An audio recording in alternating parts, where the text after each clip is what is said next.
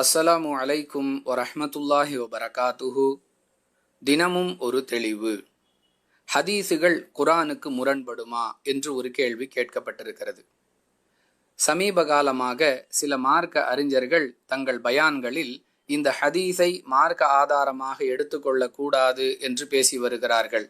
அதற்கான காரணமாக அவர்கள் சொல்லக்கூடிய விஷயம் என்னவென்றால், இந்த ஹதீஸ் குர்ஆனுக்கு முரண்படுகிறது, எனவே இதை மார்க்க ஆதாரமாக எடுத்துக்கொள்ளக்கூடாது என்று கூறுகிறார்கள். உண்மையில் ஹதீஸுகள் குர்ஆனுக்கு முரண்படுமா என்பதே கேள்வி. அன்பானவர்களே, ஹதீஸுகள் என்று சொன்னால் இறை தூதர்களுடைய போதனைகள். இறை தூதர் ஏன் அனுப்பப்பட்டார் என்ற கேள்விக்கு திருக்குர்ஆனில் அல்லாஹ் பல இடங்களில் பதில் சொல்லுகிறான்.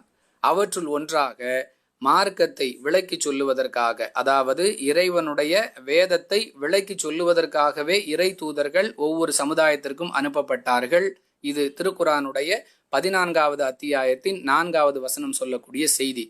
அன்பானவர்களே, வேதத்தை விளக்கி சொல்லக்கூடியவர்கள் அந்த வேதத்திற்கு மாற்றமாக பேசுவார்களா என்று யோசித்தால் ஹதீஸுகள் ஒருபொழுதும் குர்ஆனுக்கு முரண்படாது என்பதை நாம் புரிந்து கொள்ளலாம்.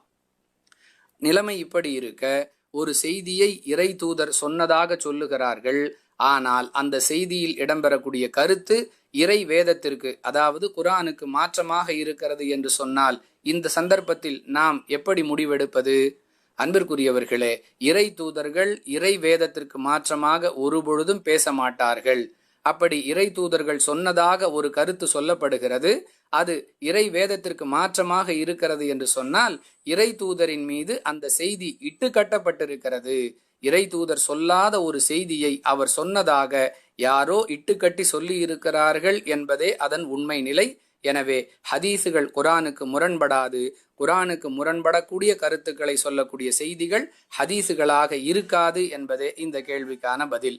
வாஹிரு தஅவானா அனில் ஹம்துலில்லாஹி ரப்பில் ஆலமீன். அஸ்ஸலாமு அலைக்கும் வரஹ்மத்துல்லாஹி வபரகாத்துஹு.